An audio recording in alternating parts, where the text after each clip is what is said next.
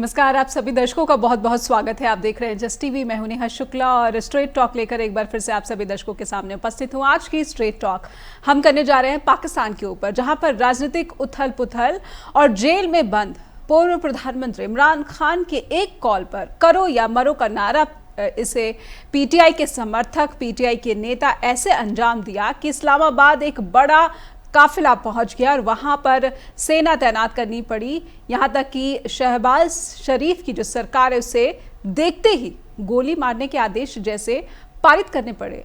America को भी पाकिस्तान की सरकार को चेताना पड़ा कि आप मानवाधिकारों का संरक्षण करिए और शांतिपूर्ण जो प्रदर्शन का अधिकार है उसको भी ना कुचला जाए, उसका भी पूरा यहाँ पर संरक्षण होना चाहिए पाकिस्तान में। इसीलिए पाकिस्तान में इस उथल पुथल और पाकिस्तान के इस बवाल के क्या मायने हैं, शुरू करते हैं स्ट्रेट टॉक। इसके जरिए समझने का क्रम आगे बढ़ाते हैं। तो पाकिस्तान में जो राजनीतिक उथल पुथल चल रही है और उबलता पाकिस्तान, यहाँ पर पुलिसकर्मियों की मौत हुई, पाक रेंजर्स की मौत हुई और कुछ आम लोगों की भी मौत हुई जो कि समर्थकों के काफिले में शामिल थे। और इन सब के बाद वहाँ पर पाकिस्तान में जो स्थिति बनी हुई है उसी को समझने के लिए हमने कुछ सवाल और कुछ तथ्य अपने दर्शकों के लिए इकट्ठा किए हैं। हम पहले चाहते हैं कि उन तथ्यों और सवालों को अपने दर्शकों के सामने रखें, उसके बाद अपने आज के मेहमानों से इन सवालों को समझने का क्रम आगे बढ़ाएंगे। एक नज़र हम चाहते हैं कि आप आज के स्ट्रेट टॉक के सवालों पर दीजिए कि पाकिस्तान में इस वक्त जिस राजनीतिक उथल पुथल की बात हो रही है, एक सबसे बड़ी बात तो ये है कि जेल में बंद इमरान खान, उन्होंने करो मरो का नारा दे दिया और हजारों लाखों की संख्या में जो उनके समर्थक हैं उन्होंने इस्लामाबाद की तरफ कूच कर दिया। समर्थक और पुलिस की जो हमने देखा हिंसक भिड़ंत हुई और इसमें पाक रेंजर्स की मौत हुई और जो आम नागरिक हैं, जो समर्थक थे, जो प्रदर्शनकारी थे कथित रूप से, उनकी भी मौत हुई है। पाकिस्तान के इस वर्तमान राजनीतिक उथल पुथल के क्या मायने हैं, स्ट्रेट टॉक में हम समझने की कोशिश करेंगे। और एक बड़ा सवाल ये भी कि पीटीआई की इन मांगों का, जिसमें ये कहा जा रहा है कि 2024 में जो चुनाव हुए उसमें धांधली हुई, इसकी भी कार्रवाई हो और कहीं ना कहीं पाकिस्तान के न्यायालयों की जिस शक्ति को कम किया गया 26वें संविधान संशोधन एक्ट के जरिए, उसको भी जो है सरकार वापस ले ले। तो इन तमाम मुख्य जो मांगे पीटीआई की, उसको जनता का कितना समर्थन मिल रहा है, यानी कि पाकिस्तान की जो आवाम है वो पीटीआई की मांगों के साथ कितनी मजबूती से खड़ी नजर आती है, या फिर पीटीआई जो है वो अपने हितों को साधने के लिए कहीं ना कहीं जो पाकिस्तान की शांति है, जो पाकिस्तान का अमन है, उसमें एक बड़ा अड़चन या फिर रोड़े पैदा कर रहा है। हमारे जो अतिथि जुड़ चुके हैं, मेहमान जुड़ चुके हैं, आइए उनका स्वागत कर लेते हैं। हमारे साथ जुड़ चुके हैं foreign issues expert professor Brahmadeep Alune और डॉक्टर प्रमोद पाहवा, जो कि पाकिस्तान समेत पूरे के पूरे जो साउथ एशिया है, दक्षिण एशिया है, उसके एक्सपर्ट है मामलों के। तो आप दोनों का बहुत बहुत स्वागत करती हूँ। मैं शुरुआत में प्रोफेसर ब्रह्मदीप अलूने आपसे करना चाहूँगी।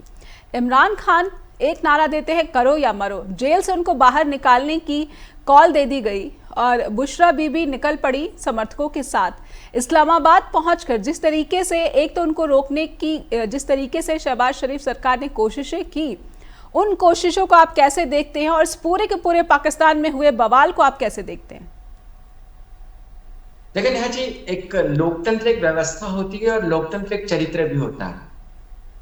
पाकिस्तान को उपहार में या धरोहर में न तो लोकतांत्रिक व्यवस्था मिली है, न ही चरित्र मिला है, क्योंकि मोहम्मद अली जिन्ना ने जब कांग्रेस को देश में बहुमत मिला था अविभाजित भारत में, तो उस जो बहुमत है उसको नजरअंदाज करते हुए करो या मरो का नारा दिया था, डायरेक्ट एक्शन डे मनाया था और पूरे भारत को हिंसा में झोंक दिया था। उसका नतीजा हुआ कि पाकिस्तान बना। अब आप देखिए, आप मोहम्मद अली जिन्ना से बुशरा बीबी तक ले लें। बुशरा बीबी ने एक धार्मिक कार्ड खेला और उन्होंने कहा कि सऊदी अरब में जब नंगे पैर इमरान खान गए तो सऊदी अरब ने ये कहा कि वहां से फोन आया कि आप क्या कर रहे हैं, हम तो उदार बनाना चाहते हैं अपने देश को, सारी चीजें की बात की। मतलब ये एक जो राजनीतिक कंगाली होती ना, कूटनीतिक कंगाली तो इमरान खान में नजर आई, लेकिन राजनीतिक कंगाली किस में नजर आई? बुशरा बीबी में नजर आई। वो सऊदी अरब जिसकी मदद पर पाकिस्तान चलता है, वो सऊदी अरब जो पाकिस्तान का दोस्त है। मतलब आप अमेरिका की आलोचना तो कर ही चुके हैं, आप सऊदी अरब की भी आलोचना कर रहे हैं। अब इसके नतीजे में क्या होता है, धार्मिक कार्ड खेलने का, धर्म का जो कार्ड खेला था, तो इस्लामाबाद में जो है वो हिंसा फैली। हिंसा फैलने के बाद न जाने कितने लोग मारे गए। बुशरा बीबी अभी तक गायब है, उनको किडनैप किया गया है, वो क्या भाग गई है। कुल मिलाकर अव्यवस्थाओं से घिरा हुआ पाकिस्तान एक ऐसा देश है। फिर इमरान खान की एक चुनी हुई सरकार को आप अविश्वास प्रस्ताव के जरिए हटा दें, फिर अगले चुनाव में उनको भाग लेने से मना कर दे, उसके बावजूद निर्दलीय उम्मीदवार जो उस पार्टी के हैं वो पूरी बहुमत में आ जाए। तो कुल मिलाकर तो कहीं ना कहीं जी प्रोफेसर ब्रह्मदीप, अगर देखें कि पीटीआई के समर्थकों के इस तेवर के पीछे जनता का मिल रहा समर्थन भी हो सकता है। जिस तरीके से इस प्रदर्शन को जो है देखा जाए कि इसकी तीव्रता को अगर देखा जाए, आका जाए, जिस तरीके से उग्र होते दिखे प्रदर्शनकारी, क्या सिर्फ और सिर्फ ये पीटीआई के समर्थक या फिर इनको साथ मिल रहा है पाकिस्तान की जनता का भी? देखिए नेहा जी, बिल्कुल मैंने इसीलिए चरित्र की बात कही।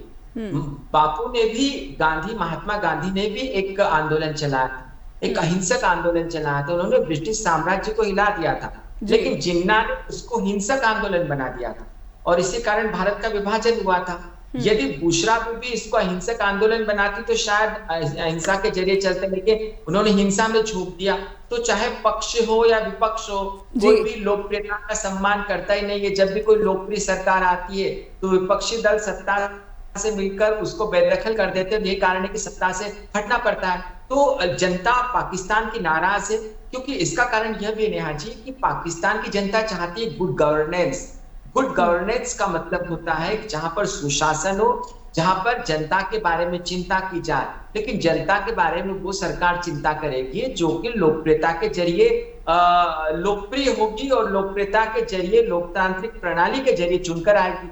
अब यहाँ पर तो अल्पमत की सरकारें जो है वो सत्ता में बैठी हुई है, तो जनता का जब व्यापक समर्थन प्राप्त है ही नहीं, तो महंगाई और गरीबी से जूझती हुई जनता सड़कों पर निकल आती है।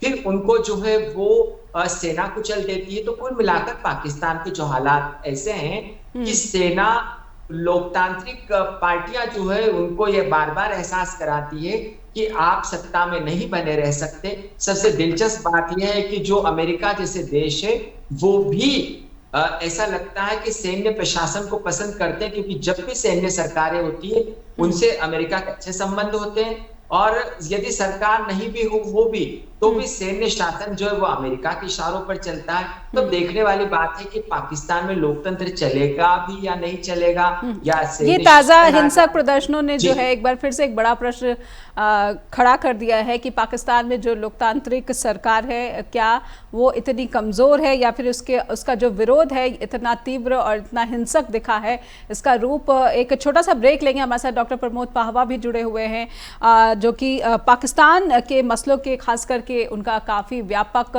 अनुभव है। वो खुद भी एक स्पेशल एनवॉय, एक फॉर्मर डिप्लोमेट रह चुके हैं।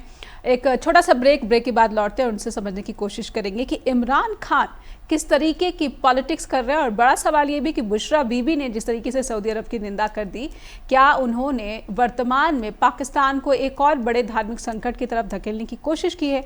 एक ब्रेक के बाद लौटते हैं। फिर से स्वागत है, आप सभी देख रहे हैं स्ट्रेट टॉक और आज का विषय हम समझने की कोशिश करें कि पाकिस्तान में इस वक्त जो हालात हैं वो एक लोकतांत्रिक व्यवस्था के लिए कितने अनुकूल हैं या फिर प्रतिकूल है। डॉक्टर प्रमोद पाहवा के पास दर्शकों को लेकर चलना चाहूंगी। डॉक्टर प्रमोद पाहवा, इमरान खान की पॉलिटिक्स भारी पड़ी है, शहबाज शरीफ का जो नियंत्रण है वो कमजोर दिख रहा है, या फिर सेना की भूमिका किसे देख रहे हैं कि इस वक्त कहीं ना कहीं पाकिस्तान की अमन और शांति का दुश्मन बना हुआ है?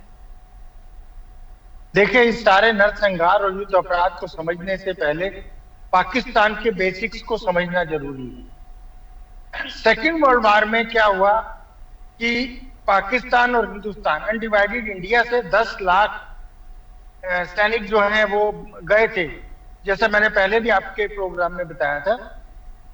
तो ब्रिटिश को और वेस्टर्न पावर्स को, जो वैश्विक शक्तियां थी, उनको ये डर हो गया था कि अगर ये इतना बड़ा देश जिसके 10 लाख सैनिक पूरी दुनिया में लड़ सकते हैं, हर माहौल में लड़ सकते हैं, अगर वो इकट्ठे रह गए तो क्या होगा?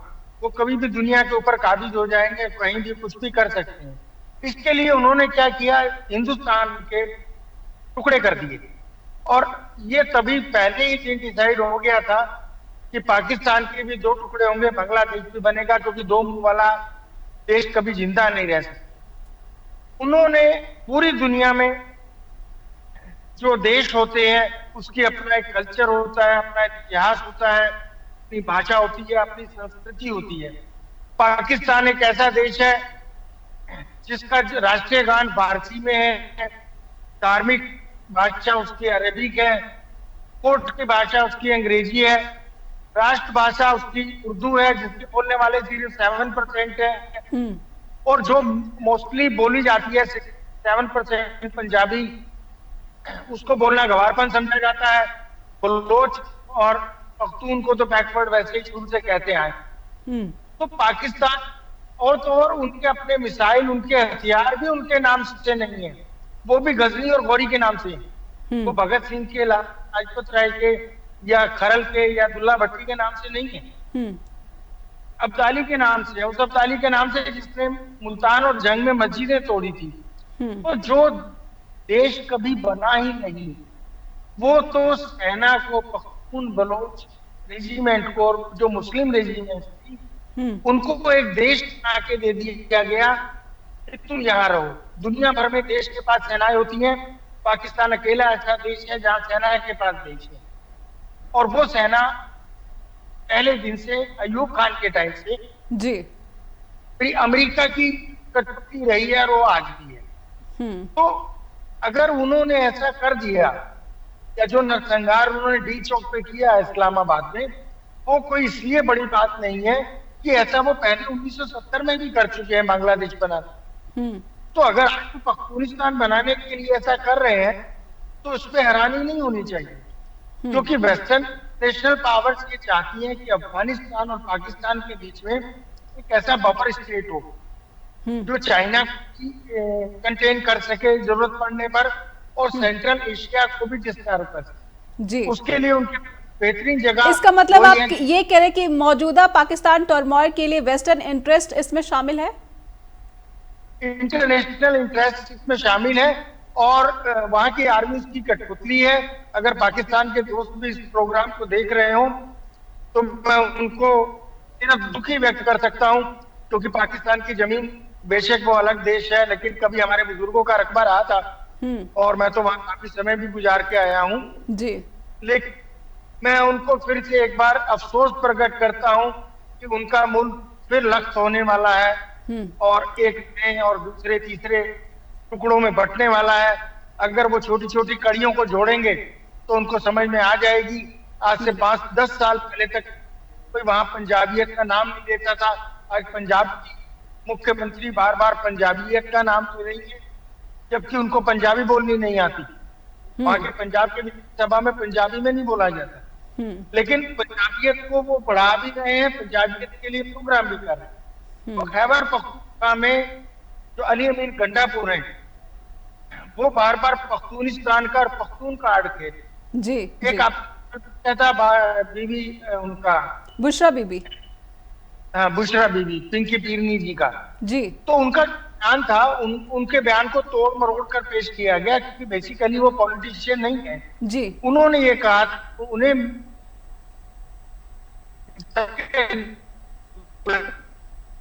घूम रहे हो, जबकि इस्लामिक कंट्रीज को कुछ शरीयत छोड़ने के लिए आमदा है, और इसमें कोई दो राय नहीं है। आप देखिए कि इस्लामिक कंट्रीज में मेन अगर हम गिनते हैं तो 3 कंट्री आती हैं, यूएई, सऊदी अरब और ईरान।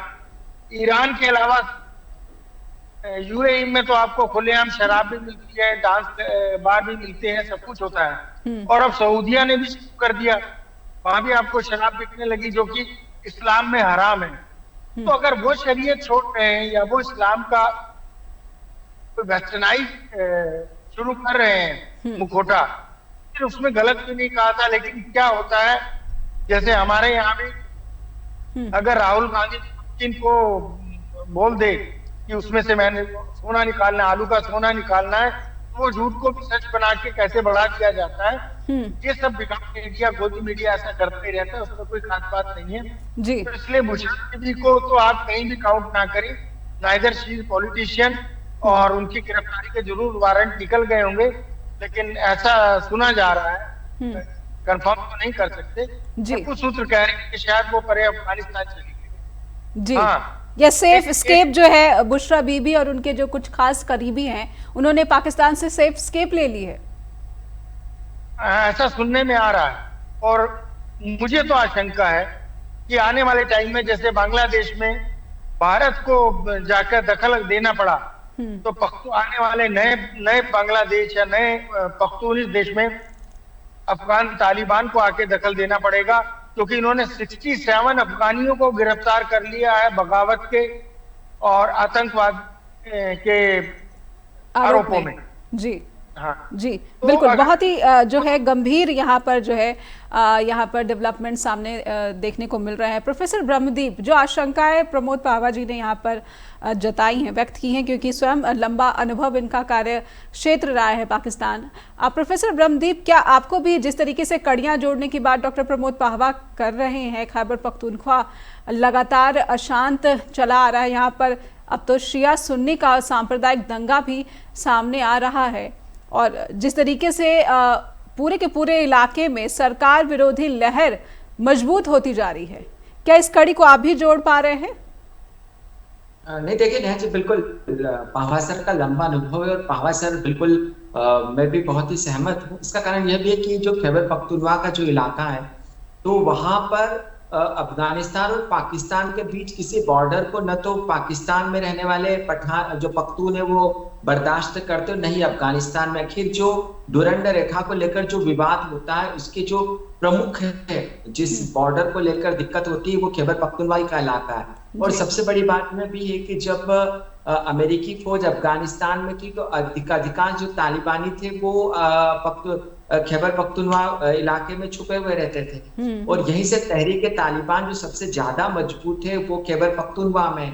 दूसरी बात यह भी है कि उसी समुदाय से इमरान खान भी आते हैं। अगली बात यह है कि जो इमरान खान को जिस प्रकार से निशाना बनाया जा रहा है, इवन आप देखिएगा कि जो पेशावर में हमला हुआ था संभवतः 2014 में, जो एक हमला हुआ था वहां के सैन्य ठिकाने पर हमला हुआ था, उसके बाद जब जी इमरान खान को उसके बाद तालिबान खान उनका नाम भी पड़ गया था।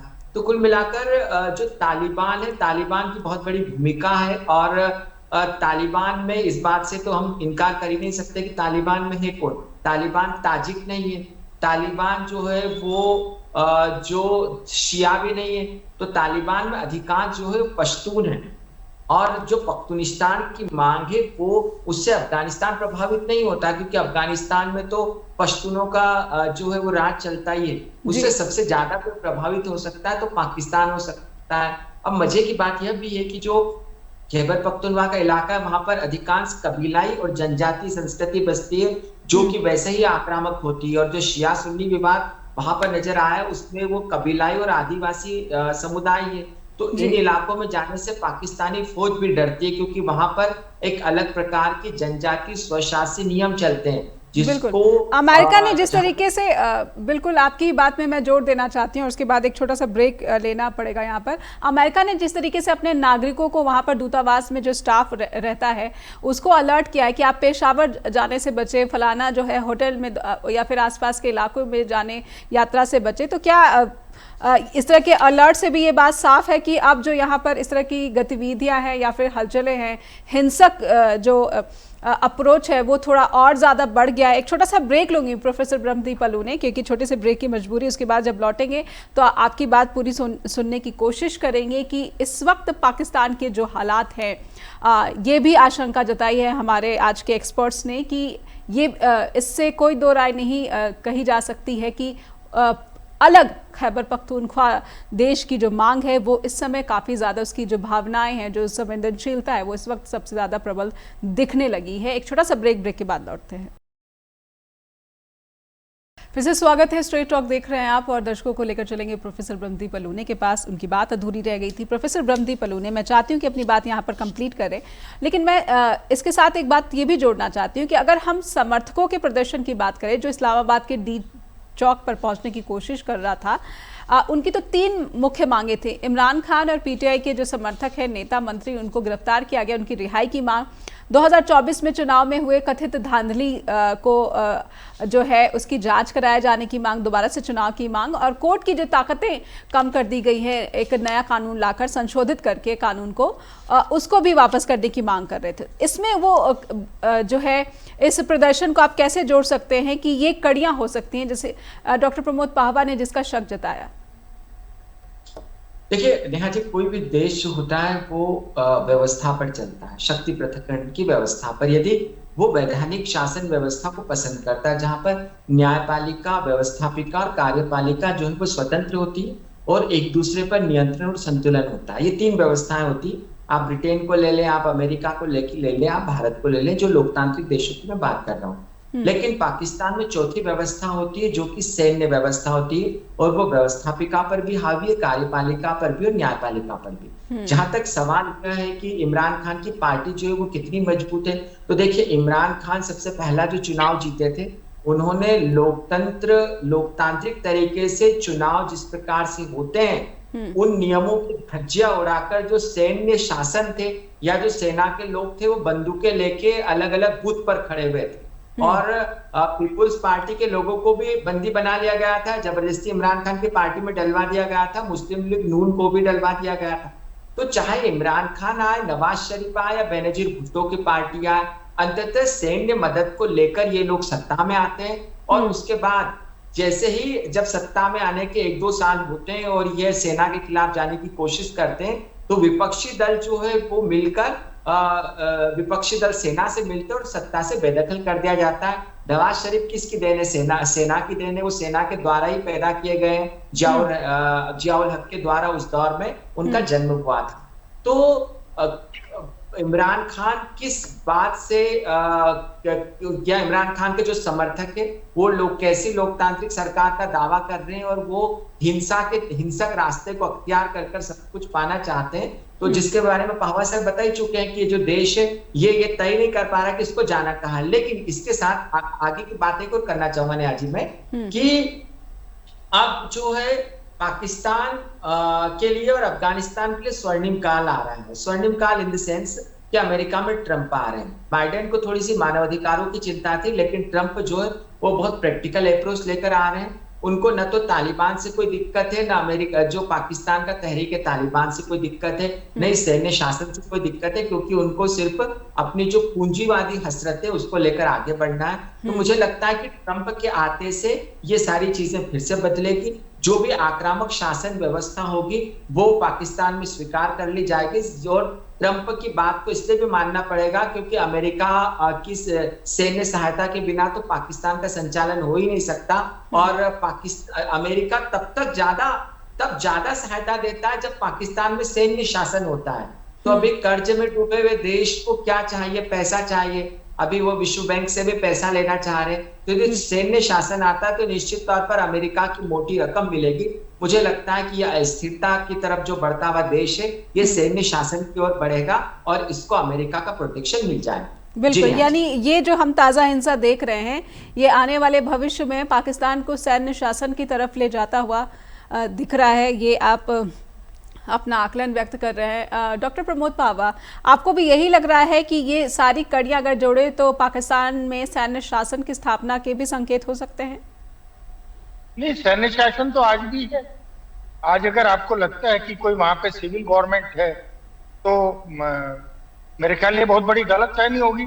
वहां के गृह मंत्री हैं मोहसिन नकवी, वो किस पार्टी को बिलोंग करते हैं? किसी को भी नहीं जी। ना वो नून से हैं ना वो पीपीसी से हैं, वो सिर्फ सेना के द्वारा थोपे गए हैं और उन्हीं के आदेश पर ये नरसंहार हुआ है, गोलियां चली हैं। हम जब से हमारे बुजुर्ग भी कम से कम 1947 के बाद से हम रोज अरदास करते हैं कि वाहेगुरु हमें उन गुरुद्वारों के खुले दर्शनों का दान दे जिनसे संगत को विछोड़ा गया। तो आई मस्ट बी होपफुल कि आने वाले टाइम में अगर अफगानिस्तान के साथ मौका मिल जाता है, क्या बुराई है कि ननकाना साहब और लाहौर भारत के साथ मिल जाए। अमृतसर और लाहौर फिर से भी तो एक ज्वाइंट सिटी बन सकते हैं। बहरहाल कि हम बात कर रहे थे ट्रंप के आने की, तो मुझे नहीं लगता कि ट्रंप के आने से कोई बहुत ज्यादा फर्क पड़ेगा। तो अगर पाकिस्तान का टूटना तय है तो वो 100% तय है, और वो इसलिए तय है कि पाकिस्तान को टूटने के ऊपर किसी को ऑब्जेक्शन नहीं। एक भी देश, चाहे वो अमेरिका हो, वेस्टर्न पावर्स हो, ईस्टर्न पावर्स हो, चाइना हो, रशिया हो या भारत हो, पर चीन को क्यों नहीं? मैं थोड़ा समझना चाहती हूँ कि चीन को ऐतराज क्यों नहीं, क्योंकि पूरा का पूरा अगर पाकिस्तान उसके नियंत्रण में है, ये खैबर पख्तूनख्वा पश्तून जो लड़ाके किस्म के जो माने जाते हैं लोग, इनको नियंत्रित करना चीन के लिए एक बड़ी मुश्किल हो जाएगी। नहीं, मैं वहीं आ रहा था, वही बता रहा था। देखिए, चीन का जो ड्रीम प्रोजेक्ट है सीपैक, इकोनॉमिक कॉरिडोर, उसका शुरुआत और उसका जो है वो स्टार्ट ही बलूचिस्तान से होता है जी। और बलूचिस्तान के अंदर अथाह मिनरल्स हैं और दुनिया भर के वहां नेचुरल रिसोर्सेज। तो उन रिसोर्सेज के ऊपर चाइना अपना हिस्सा ले लेगा। और होता क्या है, जब भी व्यवस्थाएं बदलती हैं, चाहे वो फर्स्ट वर्ल्ड वार में हो, सेकेंड वर्ल्ड वार में हो, जब फर्स्ट वर्ल्ड वार में उस्मानिया टूटा था, सल्तनत उस्मानिया, तो वो उसके देश भी बांट लिए गए थे। कुछ अमेरिका के इन्फ्लुएंस में आ गए, कुछ ब्रिटिश के आ गए, कुछ फ्रांस के इन्फ्लुएंस में भी आ गए, जिनमें जॉर्डन एक है, लेबनान एक है। तो इसी तरीके से अगर पाकिस्तान कुछ चाइना के इन्फ्लुएंस में आ जाता है, कुछ इंडिया के इन्फ्लुएंस में आ जाता है, कुछ आजाद हो जाता है, आजाद से मतलब एक बफर स्टेट बन जाता है अफगानिस्तान और पाकिस्तान के बीच में, जिसमें कुछ हिस्सा हजारा का हो, कुछ हिस्सा साउथ पंजाब का हो और मैक्सिमम हिस्सा पख्तूनख्वा का हो। तो उससे क्या होगा, एक तो अमेरिका को चाइना को कंटेन करने के लिए एक अड्डा मिल जाएगा, वहां से वो सेंट्रल एशिया के ऊपर निगाह रख सकेगा। आज सेंट्रल एशिया में बाई रोड जाने के लिए आपको अफगानिस्तान, पाकिस्तान से या चाइना से होकर जाना पड़ता है, उज्बेकिस्तान से, और उज्बेक, कजाकिस्तान, ये आने वाले विश्व व्यवस्था की, एशिया की आने वाले टाइम की आप समझें आर्थिक राजधानी बनने वाले जी। और अब तो फाइनेंशियली डाउन हो रहा है, और फाइनेंशियली ये सब जैसे ग्रो करेंगे तो इसमें अगर अमेरिका या वेस्टर्न पावर्स अपना अड्डा नहीं रखेगी तो वो फिर से पत्थर के युग में चले जाएंगे। तो उसके लिए जरूरी है कि उनको कोई एक ऐसी जगह चाहिए। और अगर आपस में सौदा होता है तो चाइना कहता है कि ठीक है बलूचिस्तान मुझे दे दो, इंडिया कहता है कि ठीक है के और पंजाब का थोड़ा हिस्सा हमें दे दो जी, और बाकी वो उधर ले जाओ, तुम आधे इधर आओ, आधे उधर आओ, बाकी मेरे पीछे आओ जी। फिर आप किसी भी चीज से इनकार नहीं कर सकते। और दुनिया न्यूज पर मुझे अच्छी तरह याद है, शायद 2014 की बात है, हम मिले थे उनसे, आसिफ अली जरदारी से, जो तब पूर्व राष्ट्रपति थे, फिर राष्ट्रपति हो गए जी जी। उन्होंने ऑन स्क्रीन बोला था, और उसके अलावा पर्सनली भी अगर मैं उनसे एक दो बार मिला हूं तो मैंने उनसे भी पूछा था, वो बार बार इस बात को दोहराते हैं कि पंजाब के टुकड़े करके इंडियन पंजाब में ग्रेटर पंजाब बनाने की एक प्लानिंग नवाज शरीफ और मोदी जी की है। वो खुद जाने ठीक है नहीं है, ये तो बहुत बड़ा एलिगेशन है। और मैं ऑन रिकॉर्ड कह रहा हूं, ये बात जरदारी ने कही है, किसी और ने नहीं कही है जी। और ये उन्होंने, मुझे अच्छी तरह याद है कि मेरे से बात करने के दूसरे या तीसरे दिन उन्होंने इसको रिपीट किया था दुनिया न्यूज पर, वहां का एक टीवी चैनल है जी, उसके आपको कहीं ना कहीं क्लिप मिल जाएगी जी। बिल्कुल, आप इस चीज से इनकार नहीं कर सकते कि पर्दे के पीछे या लंबी प्लानिंग में या डीप स्टेट्स में ऐसा कुछ नहीं हो रहा होगा जो आशंकाएं मैं जाहिर कर रहा हूं। बिल्कुल। एक छोटा सा ब्रेक लूंगी मैं, और जो आशंकाएं हैं वो बहुत ही गंभीर किस्म की प्रवृत्ति की हैं। एक छोटा सा ब्रेक के बाद लौटते हैं, स्ट्रेट टॉक में समझने की कोशिश करेंगे कि वो पाकिस्तान जो अमेरिका को अपना दुश्मन मानता आ रहा है, चीन को अपना सबसे परम मित्र मानता आ रहा है, भारत को भी अपना दुश्मन देश मानता आ रहा है, वो पाकिस्तान क्या वाकई टुकड़े टुकड़े होने की कगार पर है, या राजनीतिक दल जिनको पता है कि पाकिस्तान को एकजुट रखना फिलहाल उनकी प्राथमिकता होनी चाहिए, वो कहीं ना कहीं पाकिस्तान की आवाम के हितों के प्रति काम करते हुए दिखेंगे। एक छोटा सा ब्रेक के बाद लौटते हैं। फिर से स्वागत है। आप देख रहे हैं स्ट्रेट टॉक और उबलता पाकिस्तान। और पाकिस्तान में इस उथल पुथल परिस्थितियों के या फिर हिंसक परिस्थितियों के क्या मायने हैं, यही समझने की कोशिश कर रहे हैं हमारे आज के मेहमानों से। प्रोफेसर ब्रह्मदीप अलूने, मैं समझना चाहती हूँ कि ये पूरा का पूरा जो साउथ एशिया है इस वक्त अगर हम देखें तो डिस्टर्बेंस हर देश के भीतर, बांग्लादेश में हमने देखा कि लगातार पहले शेख हसीना सरकार के खिलाफ विरोध प्रदर्शन, उसके बाद अब जो कार्यवाहक सरकार है उसको भी किस तरीके से हिंसक विरोध प्रदर्शनों का सामना करना पड़ा है। पाकिस्तान चले जाइए, वहां पर भी इन सब के पीछे जिस वेस्टर्न इंटरेस्ट की बात हो रही है और खासकर जियो पॉलिटिक्स जिस दिशा में आगे बढ़ रहा है, आपको लगता है कि आने वाले कुछ साल में इस पूरे के पूरे क्षेत्र में जो है एक बड़ा परिवर्तन इसकी अपेक्षा की जा सकती है? अगर अलग पख्तूनख्वा देश इस तरीके के या फिर बफर स्टेट की बात कर रहे हैं प्रमोद पाहबा, तो इसकी संभावना इस वक्त सबसे ज्यादा प्रबल दिख रही है। जी देखिए, आप दक्षिण एशिया को ले लें या इससे आप भारतीय उपमहाद्वीप भी कह सकते हैं काफी हद तक, और यहाँ की जो ताकत है वो विभिन्नता है, विभिन्न संस्कृतियां हैं या विभिन्न सभ्यताएं हैं। तो यदि इस विभिन्नता को आप विभाजित करने की प्रयास करेंगे या इस विभिन्नता को तोड़ने की बात करेंगे या इस विभिन्नता से कुछ अलग करने की कोशिश करेंगे, तो ऐसे में जो अन्य समुदाय हैं वो नाराज होंगे और इसका नतीजा हिंसक तरीके से सामने आएगा। हम पाकिस्तान में देख चुके हैं, हम बांग्लादेश में देख चुके हैं, इवन हम श्रीलंका में भी देख चुके हैं, और आप अफगानिस्तान में भी देखिए कि जब जैसे ही वहां से सिख, हिंदू या बौद्ध जो है, खासकर हिंदू और सिखों को कुचला गया, तो वहां की जो अर्थव्यवस्था है वो नष्ट भ्रष्ट हो गई जी। आप पाकिस्तान को देख लीजिए, पाकिस्तान में सिंध इलाके में बहुत सारे हिंदू और सिख रहा करते थे।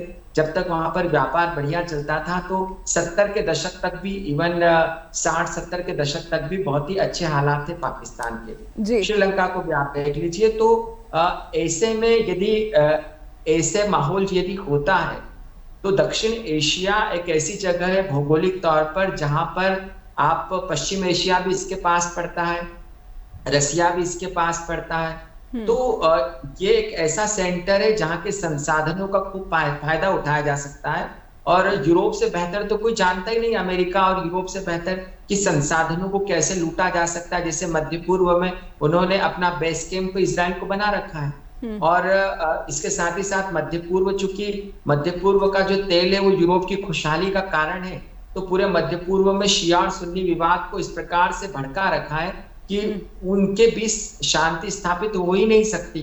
तो ऐसे में दक्षिण एशिया जो है वो मौका तो दे रहा है, बिल्कुल मौका दे रहा है वेस्टर्न ताकतों को कि आप यहाँ पर आइए। आप देखिए बांग्लादेश में सत्ता क्यों पलट गई, क्योंकि अमेरिकी जैसी खबरें सामने आई या जिस बात की पुष्टि हुई है कि अमेरिकी इंटरेस्ट जो है जब पूरे नहीं हुए तो सेना वहां पर जो है लोकतांत्रिक तरीके से चुनी हुई सरकार है उसका पतन हो गया। और हालात यह भी है कि आप पाकिस्तान में देख ले, जब इमरान खान रूस में पुतिन के साथ जब खड़े हुए थे और अगले दिन से जब यूक्रेन युद्ध शुरू हुआ तो वहीं से उल्टी गिनती शुरू हो गई, क्योंकि इमरान खान ने कोशिश की थी हमरा बनने की रूस की। तो दक्षिण एशिया में आप मौका दे रहे हैं, और यदि आप मौका दे रहे हैं तो निश्चित तौर पर जो है दक्षिण एशिया जो है वो बहुत भौगोलिक तौर पर बहुत प्रभावित होगा।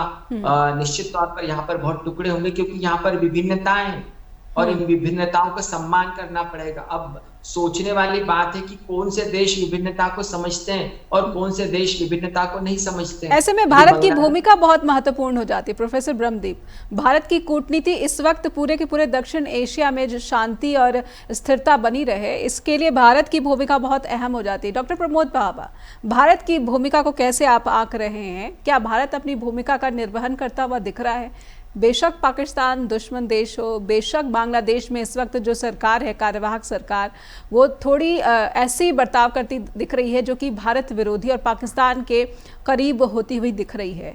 भारत का जो रोल है उसे आप कैसे देख रहे हैं? भारत के पक्ष में कौन बात करता हुआ दिखाई दे रहा है? अगर बांग्लादेश विरोध कर रहा है, श्रीलंका विरोध कर रहा है, नेपाल विरोध कर रहा है, चाइना तो विरोध करेगा ही, तो भारत के पक्ष में कौन? तो जो ग्रेटर इंटरेस्ट की बात कर रही हूँ, क्योंकि भारत की जो इस पूरे के पूरे महाद्वीप में जो है एक बहुत बड़ी इंपॉर्टेंस है, इंपॉर्टेंट रोल प्ले करता है। इंपॉर्टेंस थी, इन्होंने खुद खराब कर दी। हमारी वर्तमान सरकार ने सार्क को खत्म कर दिया, वरना आज हम दक्षिण एशिया के किंग होते, एशिया किंग होते। और देखिए वेस्टर्न पावर, विदेशी शक्तियां कैसे किसी देश को बर्बाद करती हैं या आबाद करती हैं, उसका सबसे अच्छा उदाहरण पाकिस्तान और कराची है। अभी प्रोफेसर साहब कह रहे थे कि 1970 तक बहुत अच्छा पाकिस्तान चलता था। नो डाउट कराची दुनिया के बेहतरीन निवेश करने लायक जगहों में से था जी। लेकिन क्या हुआ, जब हांगकांग को आजादी देने की बात आई ब्रिटेन की तरफ से, चाइना को वापस करना था, तो उन्होंने कराची के अंदर एक एमक्यूएम खड़ी कर दी, जिसके अल्ताफ भाई जो है वो लंदन में बैठते हैं, आज तक वो आता ही। उस एमक्यूएम के थ्रू उन्होंने वहां पर गुंडागर्दी और इंसर्जेंसी शुरू की। उस इंसर्जेंसी का नतीजा ये निकला कि जो इन्वेस्टमेंट कराची में आनी थी वो दुबई में चली गई, और दुबई में वो इन्वेस्टमेंट और सिंगापुर की इन्वेस्टमेंट आज उसको बहुत आगे ले गई। वरना जो प्लान दुबई का 4% टैक्स वाला था या टैक्स फ्री वाला था, कोई प्लान उस जमाने में कराची के लिए बनाया गया जी। तो वेस्टर्न पावर इस तरीके से किसी भी चीज को डिस्ट्रॉय भी करना जानती है, तो बनाना भी जानती है। क्योंकि पाकिस्तान आज की डेट में किसी के भी हित में नहीं रहा, वो 7वीं सबसे बड़ी पावर बन गया है, as well as atomic power है। तो अगर वो टकला हो गया तो अपने एटम बेच देगा जो उसने चोरी की है। तो इस तरीके के खतरे के सामने कोई भी दुनिया क्यों खड़ी हो, उसका तो फिर एक ही तरीका है, उसको इस लायक ही ना किया जाए जैसे यूक्रेन के साथ हुआ। यूक्रेन के पास किसी जमाने में सबसे ज्यादा एटॉमिक आर्म्स थे, लेकिन रूस और अमेरिका ने मिलकर यूक्रेन को ऐसे चाल में बताया कि पहले तो उससे उसकी एटॉमिक पावर ले ली, उसके सारे आर्म्स एमुनेशन उससे डिस्ट्रॉय करा दिए, और जब वो एटॉमिक पावर नहीं रहा तो उसके ऊपर आज आप देख रहे हैं क्या हो रहा है। भारत की जहां तक बात है, भारत को बहुत अहम भूमिका निभानी चाहिए थी, और अभी भी वक्त है, निभा सकता है। लेकिन इस्लामाबाद में 4 दिन पहले जो हुआ, उसके ऊपर हमारे विदेश मंत्रालय ने कोई टिप्पणी नहीं की, जबकि अमेरिका, ऑस्ट्रेलिया और ब्रिटेन की सांसदों ने और वहां की संसद में प्रस्ताव आए। कम से कम हमारे विदेश मंत्री को नहीं तो विदेश सचिव को एक बयान जरूर जारी करना चाहिए था कि हम ऐसे किसी भी निहत्थे नागरिकों की हत्या पर रोष प्रकट करते हैं, दुख व्यक्त करते हैं, तो ऐसी कोई बात हमारी तरफ से किसी ने नहीं बोली। बिल्कुल, क्या इसकी जरूरत थी? एक छोटी सी टिप्पणी प्रोफेसर ब्रह्मदीप अलूने मैं आपसे भी समझना चाहती हूँ, भारत की तरफ से किसी इस तरह की टिप्पणी की जरूरत थी, स्टेटमेंट की जरूरत थी? बिल्कुल नेहा जी, भारत एक लोकतांत्रिक देश है और दक्षिण एशिया का सबसे बड़ा देश भी, और पाकिस्तान को लेकर हम जो वैश्विक तौर पर उसके जो वहां पर मानवाधिकार के उल्लंघन होते हैं उसको लेकर संयुक्त राष्ट्र में आवाजें भी उठाते हैं। तो इससे प्रोफेसर ब्रह्मदीप, जिस तरीके के वहां पे प्रदर्शन को रोकने की जिस तरीके से कोशिश की गई, अगर मुझे याद है और हमने भी देखा है कि यहाँ पे भी प्रदर्शन को कुचलने की जिस तरीके से कोशिश की जाती है, अगर आप सवाल उठाओगे, अगर आप अपनी बात रखोगे, तो आप पर भी जो है कई सवाल उठ कर आते हैं। कहीं ना कहीं क्या भारत इस वजह से भी इस तरह की टिप्पणी से अब बचने लगा है? नेहा जी देखिए, भारत कहाँ पर बचता है और क्यों बचता है, मुझे लगता है कि भारत को बेबाकी से लोकतांत्रिक तरीके से जहां पर भी आवाजें उठाती वहां पर बोलना चाहिए, वो चाहे म्यांमार का मामला हो, चाहे पाकिस्तान का मामला हो, चाहे अफगानिस्तान का मामला हो। क्योंकि जब से हमने लोकतांत्रिक सरकारों का प्रोटेक्शन करना बंद किया है, या नेपाल के संबंध में जैसे 2007 में जैसे वहां पर राजशाही खत्म हुई, तो भारत का एक बयान आया था कि नेपाल की जनता के साथ हम खड़े हैं। मुझे लगता है कि बांग्लादेश के मामले में भी यदि हम जनता के साथ खड़े होते तो आज भारत और बांग्लादेश के संबंधों की दुर्गति नहीं होती। तो जनता के साथ खड़े होने के बयानों से भारत को परहेज नहीं करना चाहिए। बिल्कुल, बहुत बड़ी बात बोली, और एक अच्छी और सकारात्मक बात भी कि भारत से अपेक्षा क्या दुनिया करती है, और भारत को उस अपेक्षा पर भी यदा कदा जो है उससे परहेज नहीं करना चाहिए। खासकर एक टिप्पणी देने से बचने की कोशिश करता भारत नहीं दिखे, यही उम्मीद पूरी दुनिया लगाती है उससे। बहुत बहुत धन्यवाद प्रोफेसर ब्रह्मदीप अलूने और डॉक्टर प्रमोद पावा, आपका भी कि आपने वक्त दिया। स्ट्रेट टॉक के साथ जुड़े दर्शकों से अनुरोध करना चाहूँगी कि पाकिस्तान की जो स्थिति है या फिर पूरे के पूरे भारत का अगर नेबरहुड के देश देखे जाएं, वहाँ पर जो स्थिति है, कहीं ना कहीं एक बहुत ही जिम्मेदार लोकतांत्रिक देश होने के नाते भारत की भूमिका से काफ़ी बड़ी अपेक्षा की जाती है। इसलिए दर्शकों से एक बार फिर से मैं अनुरोध करती हूँ कि आपको इस पूरे विषय पर क्या आपकी सोच है या फिर क्या विचार है, हम तक अवश्य पहुँचाइए। आप हमें लिखिए info@justbroadcasting.com या फिर neha@justbroadcasting.com पर भी लगातार जुड़े रहिए जस्ट टीवी के साथ। नमस्कार।